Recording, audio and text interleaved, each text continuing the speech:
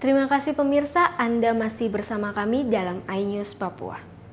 Wakil Gubernur Papua Clementinal usai mendampingi Kapolda dan Kasdam saat menjenguk dua korban penembakan oknum anggota BRIMOB di DIY di Rumah Sakit Dok 2 Jayapura belum lama ini meminta situasi seperti ini jangan terjadi kembali. Bentrok yang terjadi beberapa waktu lalu di DIY yang mengakibatkan belasan masyarakat mengalami luka tembak dan satu diantaranya tewas. Kapolda Papua Boy Rafli Amar mencopot pejabat di Polsek Tigi dan menarik anggota BRIMOB yang bertugas di Kabupaten DIY. Hal ini dilakukan berdasarkan hasil pemeriksaan kejadian penembakan di DIY yang telah dilaporkan oleh Propam Polda Papua. Bentrok yang terjadi antara aparat kepolisian dan warga yang bekerja di KM PT Putra Dewa Pania yang tengah mengerjakan proyek jembatan Aneibo di Kampung Bomou, Distrik Tigi, Kabupaten DIY, Papua, sehingga mengakibatkan 9 orang tertembak dan 1 orang tewas, sedangkan 11 orang lainnya dari pihak aparat kepolisian luka-luka.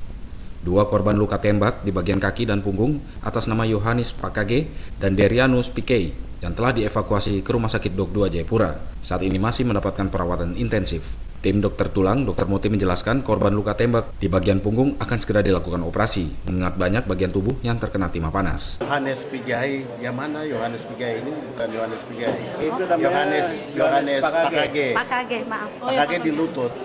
Lutut, jadi 2 tulang bawah itu yang bagian kepalanya itu memang hancur. Sehingga kalau di Nabire hanya dokter bedah umum. Di sini dokter bedah tulang. Dan kami bawa ke sini. Terus yang satunya, Dok? Yang satunya ada beberapa tempat di kaki bagian bawah, di paha, kemudian tulang bagian belakang, terus bagian lengan atas. Itu luka tembus semua. Yang lebih parah adalah di tulang belakang, bagian bawah. Takut tembus masuk ke dalam rongga perut atau dalam rongga pelvis kalau bahasa medis. Sementara itu, Kapolda Papua di lokasi yang sama meminta maaf secara langsung kepada korban dan keluarga serta masyarakat DIY pada umumnya. Polda Papua menyampaikan permohonan maaf ya atas insiden yang terjadi di Oneibo Tigi DIY ya. Jadi itu pertama dulu ya, kita sampaikan maaf kepada masyarakat Papua dan juga khususnya keluarga masyarakat yang terkena tembak oleh petugas. Sementara itu, usai menjenguk korban, Wakil Gubernur Papua Clementinal menjelaskan selaku pemerintah akan memperhatikan kedua korban dalam proses penyembuhan.